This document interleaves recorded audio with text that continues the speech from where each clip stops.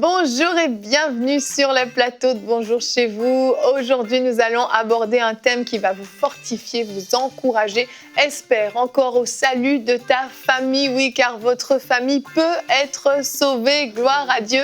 Et nous avons un invité avec nous pour parler de ce thème, Chris Talingano. Hello Chris. Allô. Ça va ? Oui, ça va très bien. Et toi? Ça va super bien. On est super content de t'avoir avec nous. Merci. Alors certains se disent Talingano, ça me dit quelque chose. Oui, Chris est le fils de Charles Talingano, le pasteur Charles, le papa Talingano, on peut l'appeler comme on veut. Oui. Et effectivement, tu es son fils. Tu vis ici dans la région au Québec et Oui. tu nous fais la grâce d'être avec nous. C'est un honneur vraiment de t'avoir avec nous. Merci beaucoup, c'est partagé.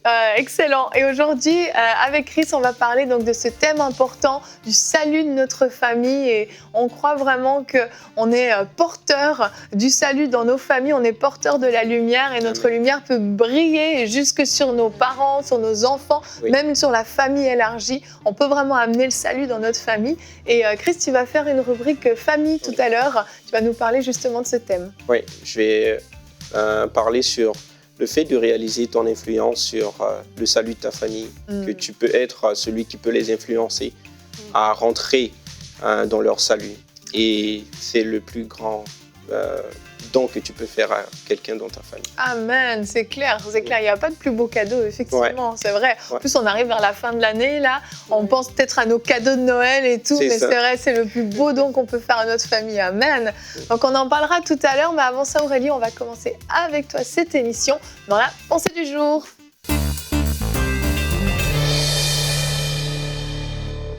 Aujourd'hui, je vais vous encourager à croire au salut des membres de votre famille et vous dire qu'il n'est pas trop tard pour eux. On connaît ce verset dans Actes 16 au verset 31. C'est Paul qui s'adresse au geôlier et il dit « Crois au Seigneur Jésus et tu seras sauvé, toi et ta famille. » Lui seul était en face de Paul, mais la parole qui a été relâchée ne le concernait pas, lui seul, ça concernait également toute sa famille. Alors ce verset nous montre que même si vous êtes le seul de votre famille, aujourd'hui qui connaissez le Seigneur, vous êtes la porte d'entrée pour l'évangile dans votre maison et pour tous les membres de votre famille qui ne connaissent pas encore le Seigneur. Et puis là, ça dit « Crois au Seigneur Jésus », c'est dans le présent. Donc tant que tu crois à Jésus-Christ, le salut est valable pour toi, mais il est aussi valable pour les membres de ta famille qui, par la grâce de Dieu, vont finir aussi par se convertir. Alors, c'est important de ne pas se fier à ce que vous voyez parce que vous risquez d'être découragé. Il y a peut-être une maman qui nous écoute aujourd'hui et là, vous regardez votre fils, vous voyez tous les dégâts qu'il est en train de faire et vous dites non, ce n'est pas possible. Et toi, tu es peut-être jeune, tu écoutes aussi et puis ton père t'empêche d'aller à l'église. Il ne veut pas croire et tu peux te dire, mais lui, il ne sera pas sauvé. Mais c'est faux. Ne vous fiez pas à ces choses que vous voyez, ces choses qui peuvent vous ébranler, mais fiez-vous à cette parole de Dieu. C'est lui qui l'a dit par la bouche de son serviteur Paul, alors que tu crois au salut des membres de ta famille, mais vraiment ta famille est qualifiée pour accepter le Seigneur Jésus. Maintenant, je vous encourage aussi à continuer à intercéder pour les membres de votre famille, soupirez pour eux dans la prière. Même si leur péché est comme du cramoisi, comme la parole de Dieu nous le déclare, ne vous arrêtez pas de les bénir, ne vous arrêtez pas de prier pour eux, parce que Dieu peut rendre leur vie plus blanche que la neige. Vous pouvez même inclure les membres de votre famille dans les différentes actions que vous posez.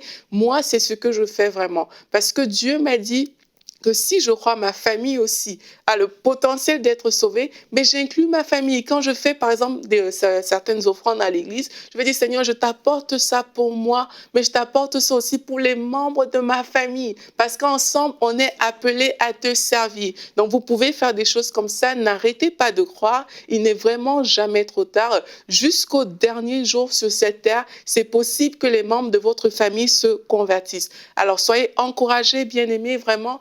Recevez cette force de Dieu pour intercéder pour les membres de votre famille et soyez également remplis du Saint-Esprit parce que le Saint-Esprit nous révèle des choses alors qu'on prie pour les membres de notre famille. Il y a des paroles de connaissance que vous allez recevoir, il y a des choses vraiment à propos que vous allez recevoir qui vont certainement faire la différence pour les membres de votre famille et qui les conduira tout droit à Christ.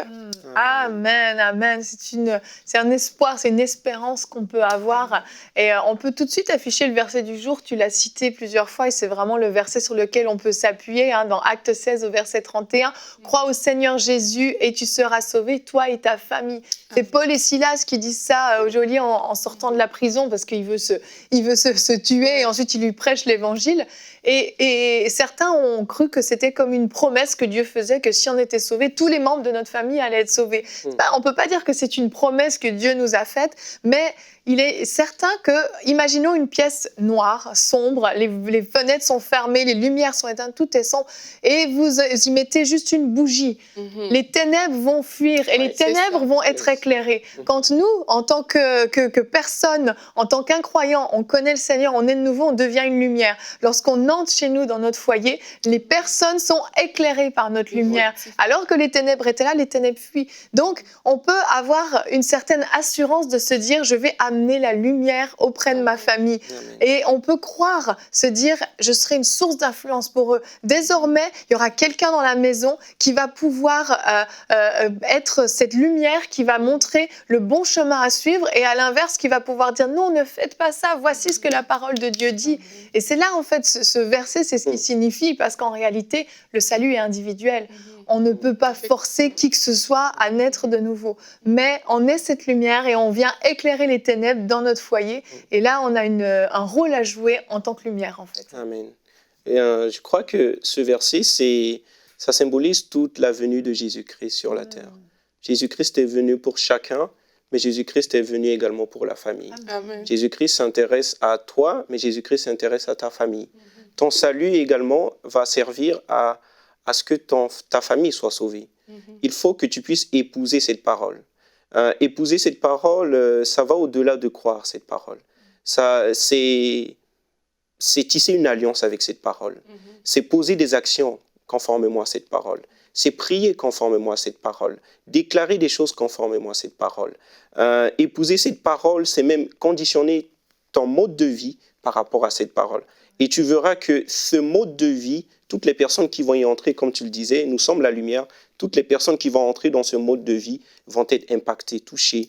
Et leur cœur va voir ce mode de vie et ils vont désirer ce mode de vie. Et tu vas t'ouvrir et quand tu vas t'ouvrir, Dieu va passer au travers de toi pour leur accorder le salut. Parce que crois certainement que si Jésus-Christ est le salut de Dieu pour le monde, toi tu es également le salut de Dieu pour ta famille. Donc, au travers de toi, Dieu peut sauver. Et aujourd'hui, Jésus sauve au travers de nous. Amen. Amen, c'est tellement important parce qu'en fait, on devient le message. Oui. Et ça, tu vas remarquer que dans certaines familles, justement, quand tu dis, OK, moi, j'ai donné ma vie à Christ, mais tout le monde commence à te regarder. Certaines personnes peuvent même commencer à te critiquer un tout petit peu. En fait, ce qui se passe, c'est que tu le veuilles ou pas, tu deviens un message. Exact. Et là, les autres, vu qu'ils n'ont pas encore donné leur vie à Christ, ils vont peut-être chercher tes erreurs, tes petites fautes.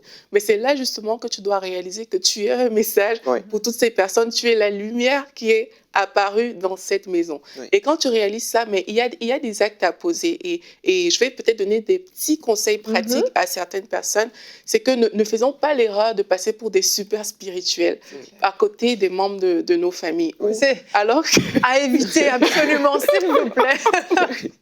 Alors que tout le monde te regarde, tellement tu es habitué à voir le fait qu'ils n'aiment pas encore Jésus-Christ comme tu aimerais, que là, tu es comme, mais vous êtes des pécheurs, vous êtes toujours en train de faire des choses et tout. Et en faisant ça, en fait, tu n'es pas en train de te comporter comme une lumière. Donc, tu dois vraiment réaliser que toi, tu as la grâce d'avoir accepté Jésus. Pour eux aussi, ça va venir parce que tu connais cette parole du Seigneur dont on a parlé, toi, au Seigneur Jésus. Ça viendra pour eux. Mais toi, tu dois être le message que, alors qu'ils regardent, ça leur donne envie de venir au Seigneur Jésus. Et une chose aussi, c'est de ne pas les rejeter, de ne pas les repousser, de ne même pas repousser leurs discussions à eux. Je me rappelle ma petite cousine, quand elle a accepté le Seigneur, elle me disait, oui, mais tout le temps, il parle des choses qui ne m'intéressent pas et tout. Elle voulait juste parler de la Bible et tout. Je lui dis, non, justement, ne fais pas ça. Va avec eux, parle avec eux, mais donne ton point de vue de chrétienne. respecte ce qu'ils disent, mais toi, tu vas dire, OK, par rapport à ça, moi, je pense qu'on pourrait faire aussi comme ça. Et en faisant ça, tu éclaires, effectivement. Donc, quelquefois, on repousse les membres de notre famille parce qu'ils sont trop durs. Je connais des jeunes que leurs parents est très dur avec eux parce qu'ils ont accepté le Seigneur. Et chaque fois, je leur dis, tu sais, honore ton père. C'est l'occasion de lui montrer à quel point tu peux manifester un si grand honneur qu'il voit que ça ne peut venir que de ton Dieu que tu sers. Et c'est ça qu'on est le message, c'est de dire, peu importe ce qui se passe, je vais attirer les gens de ma famille. Je vais être vraiment cette lumière pour ces personnes-là. Amen. Quand on voit en fait la réalité, en fait, avec Dieu, il faut toujours travailler en partenariat avec Dieu. Tout ce qui concerne le salut, c'est le plan de Dieu. L'homme n'est jamais l'origine, c'est Dieu toujours l'origine. Donc, si tu consultes Dieu et que tu ne sais pas quoi faire, n'aie pas peur d'aller dire à Dieu, je ne sais pas quoi faire. Qu'est-ce que tu me dis face à cette situation, face à cette personne? Je veux lui apporter quelque chose. Et Dieu va te donner une pensée, une inspiration sur un acte, sur une parole qui va amener cette personne maintenant à ouvrir les yeux. Parce que le plus important, Jésus dit, un aveugle ne peut pas conduire un autre aveugle. Donc, même si tu as la bonne volonté et que tu es un aveugle, tu vas le conduire dans un trou. Donc, il ne faut pas le conduire dans un trou, il faut le conduire au salut. Amen. Donc, voilà, en fait, il faut que nous ayons les yeux ouverts. Et la personne qui est là pour nous ouvrir les yeux, c'est le Saint-Esprit. Oui, et alors que tu vas intercéder comme ça pour les membres de ta famille, il y a des choses que tu vas recevoir dans la prière. Et comme je disais, il y a des paroles à propos. Moi, je me rappelle quand moi j'avais donné ma vie à Christ, je me suis retrouvée au Cameroun avec toute ma famille.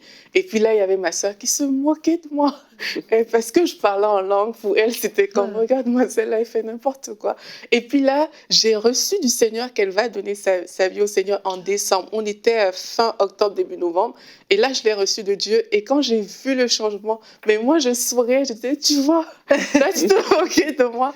Mais Jésus aussi a frappé à ta porte. Mais j'avais la conviction, parce que le Saint-Esprit me l'avait vraiment dit, que ma sœur va venir à Christ. Je le dis pour encourager les gens, parce qu'il y a des gens parfois qui se stressent, ils perdent leur paix, comme si, ah ok, je suis responsable du salut des membres de ma famille et tout, tu perds ta paix comme ça.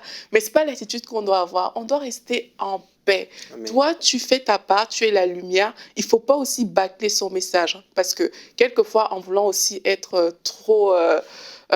comme on a dit tout à l'heure, le message, il y a des gens qui vont juste accepter tout, mais il ne faut pas bâcler le message du salut. Tu dois l'apporter aux membres de ta famille, mais en même temps, tu dois garder la paix de ce que tu fais ce travail avec le Saint-Esprit. Et alors que tu travailles avec le Saint-Esprit, là, tu vas voir que tu vas recevoir des choses qui vont faire la différence pour les membres de ta famille. Ouais. Moi, je vais encourager des gens à organiser des réunions d'intercession pour les membres de leur famille.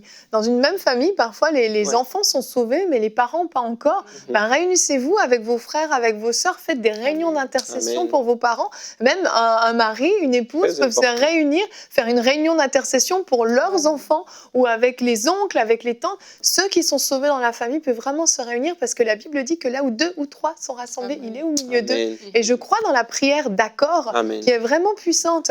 Donc des fois, on croit qu'il suffit juste de parler. Il y a un gros travail qui se fait dans la prière. Parce que tu l'as dit, Chris, le salut, c'est l'affaire de Dieu, c'est pas l'affaire d'un homme. On ne peut pas sauver quelqu'un. Nos mots, en fait, n'ont aucun poids si le Saint-Esprit ne les prend pas pour les mettre dans le cœur des gens. Donc, on a besoin vraiment de prier, d'être à son écoute, comme tu l'as dit. Le Saint-Esprit peut nous diriger, peut nous donner une parole sur laquelle on va appuyer notre foi et persévérer, parce que ce qu'on voit n'est pas forcément le résultat final. Ce qu'on voit aujourd'hui peut encore changer, peut encore Parfois, les gens, ils ne disent pas tout parce qu'ils ne veulent pas avoir honte, parce qu'ils se sont moqués de toi hier. C'est vrai. Mais le Saint-Esprit a déjà réalisé un travail extraordinaire dans leur cœur. Amen. Et on va continuer avec toi, Chris. Tu es non seulement, on l'a dit, le fils de Papa Talignano, mais vous êtes 10 frères et sœurs dans la famille. Et toi, tu es responsable de jeunesse dans l'église. Donc, tu encourages certainement beaucoup de jeunes qui vivent peut-être justement cette persécution avec leurs parents. Et on va continuer avec toi dans la rubrique famille. Alors, ce qu'il y a d'extraordinaire avec toi, quand même, c'est que, je l'ai dit, vous êtes 10 enfants dans la famille et vous servez tous le Seigneur. Et vos parents ont fait un travail extraordinaire dans votre famille pour que vous marchiez tous avec le Seigneur. Donc, tu nous parles de quelque chose de vécu, en fin de compte. Oui, c'est vraiment ça, en fait. il y a un message qui sonne souvent dans notre maison, c'est que Jésus, on ne le témoigne pas.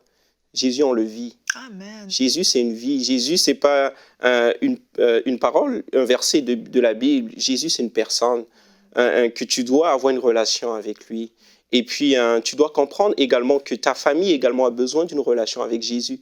Et ta famille peut avoir cette relation avec Jésus au travers de toi. Donc, tu peux les influencer. Et Jésus, en fait, il se sert toujours de l'homme parce que Dieu a créé l'homme à son image et à sa ressemblance.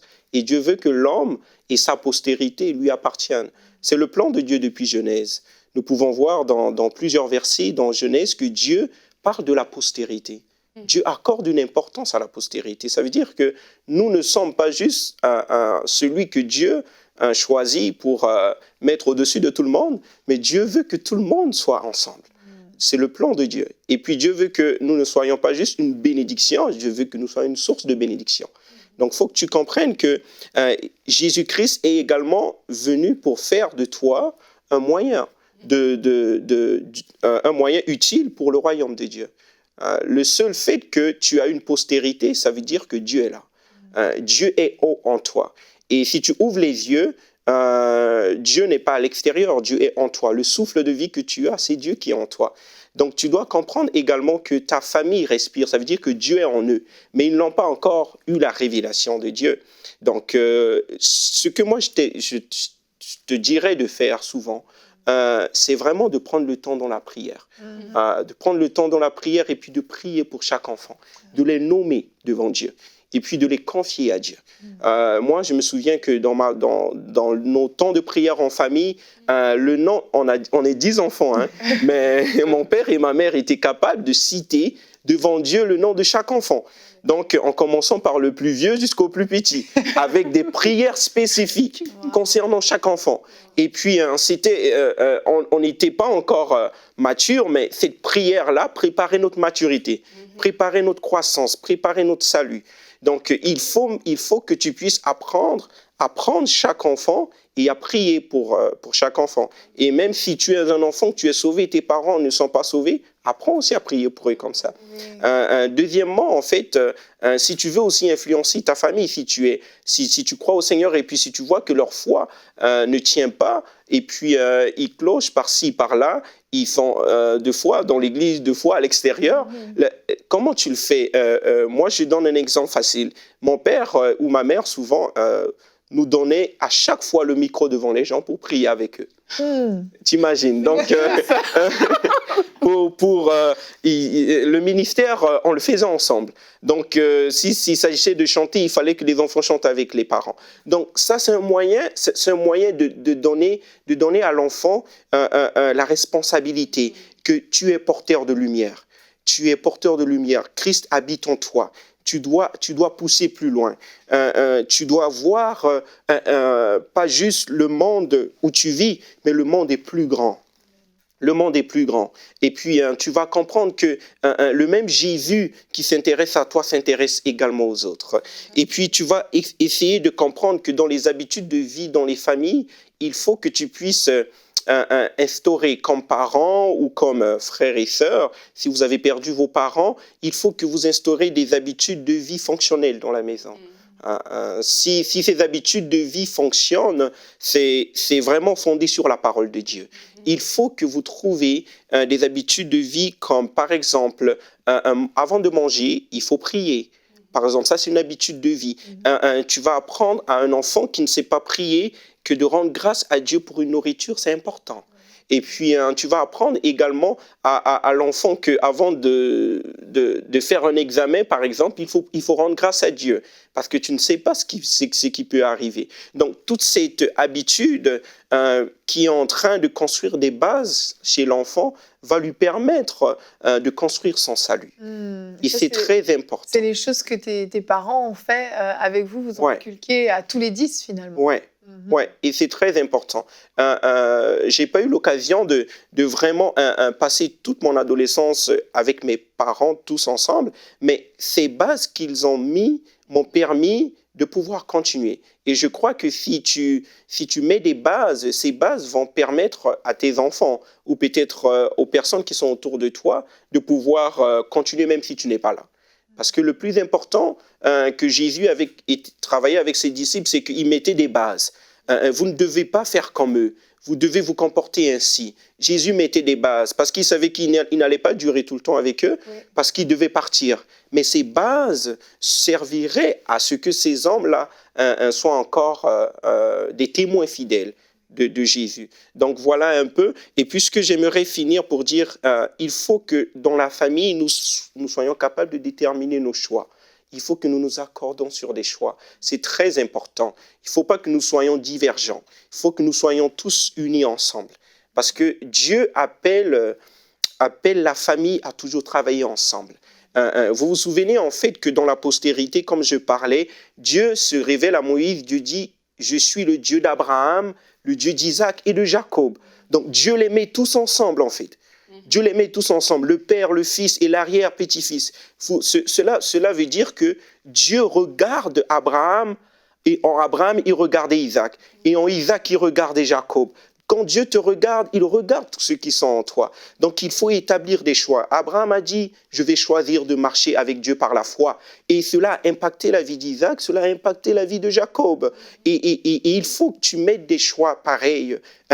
Quelle forme de vie tu veux mener? Est-ce que tu veux mener une vie de foi, une vie de prière, une vie de louange et d'adoration? Il faut que tu le reflètes et établisses des choix dans ta maison pour que cela puisse fonctionner. Et il y a des habitudes de vie également que vous pouvez pour déterminer qui vont permettre à ce que les enfants puissent comprendre que ce qui se passe à l'extérieur ne doit pas être également ce qui doit se passer à l'intérieur. Il faut apprendre aux enfants de pouvoir relâcher, de pouvoir laisser aller certaines choses. Et même si cela, par exemple, je vais vous donner un exemple. Si vous avez des enfants qui côtoient des personnes que vous savez qui vont les amener quelque part, et ces personnes ne sont pas de bonne compagnie, la parole de Dieu dit de s'éloigner. Donc, l'enfant n'a pas encore la maturité de comprendre.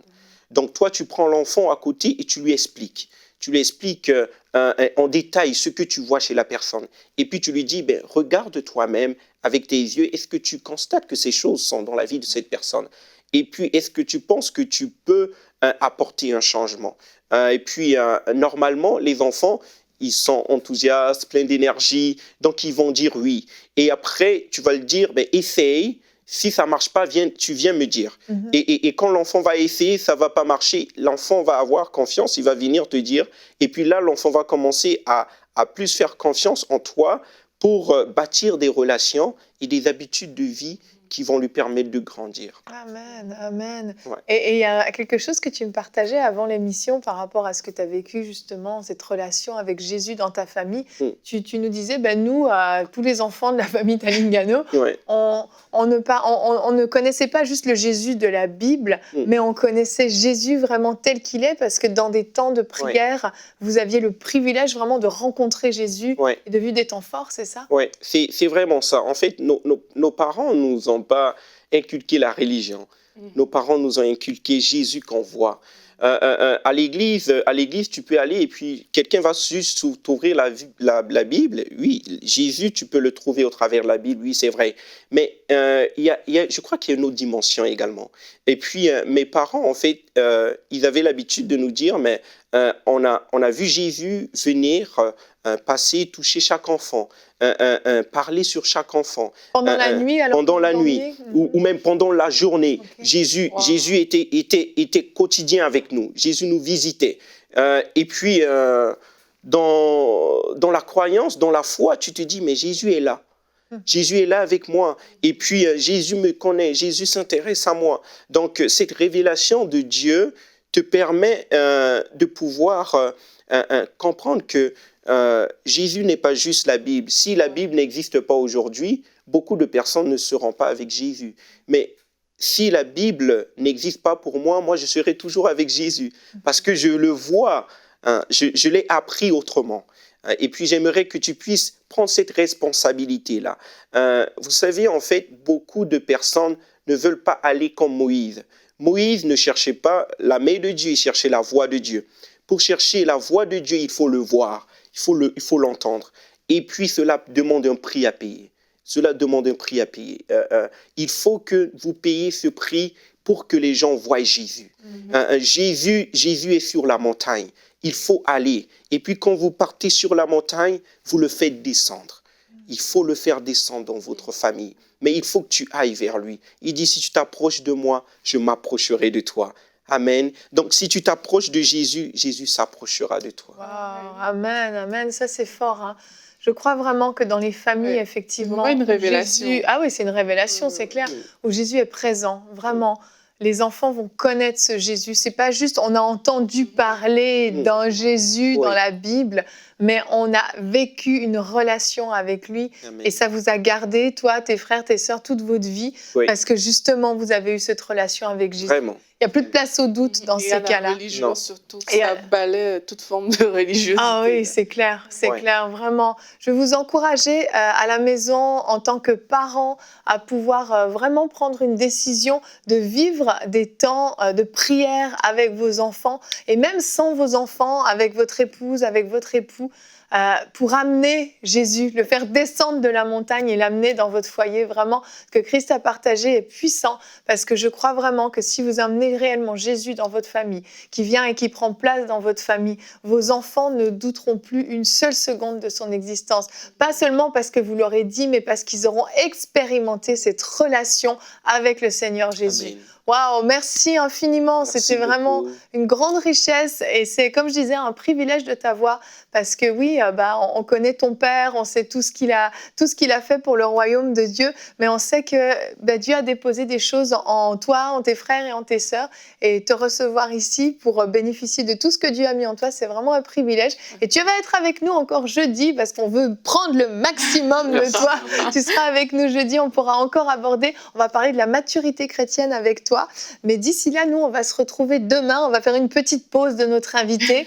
Demain, notre thème sera plus que jamais manifeste ta foi. C'est une émission qui sera vraiment dirigée vers la jeunesse. Mais bien sûr, en tant qu'adulte, vous avez aussi à recevoir.